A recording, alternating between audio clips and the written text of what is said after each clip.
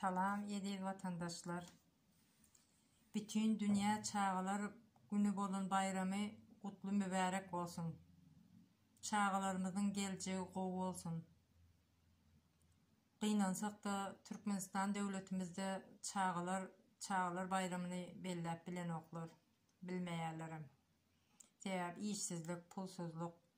Çağaçıklarımız bayram gününü bellemekten geçen Badırda araba sürüp ya da musurda baklaşka, çüyüşü, çöplep pul kazanmak bilen, pul kazanmanın uğrunda bayramı gülmeni, ya lagerlere gitmeni, arteklere, kruzoklara gitmeni unuttular.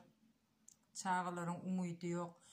Bu gidişinde çağılarımızın anı düşüncesi nem olacak? Psikologiyası bozulacak. Umudu yok. Bizim beyle gowy bolur deyip hiç eli göz yetirip bilen oklar. Şoň üçin vatandaşlarım ağzı birlik bilen vatanımızı kazanalım. Çağılar bizim geleceğimizdir. Onların geleceğini qaraltmalıyım.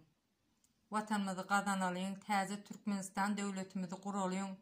Koy çağılarımız lagerlere gitsinler, arteklere gitsinler, kruzoklara katnasınlar, sportlara katnasınlar. Onların ömür geleceği olsun. Ağzı birliğe çağıryan. Ağzı birlik bilen vatanımızı kazanalım vatandaşlar. Çağılarımızın geleceğini qaraltmalıyım. Hoş sağ olun. Indi görüşýänçek.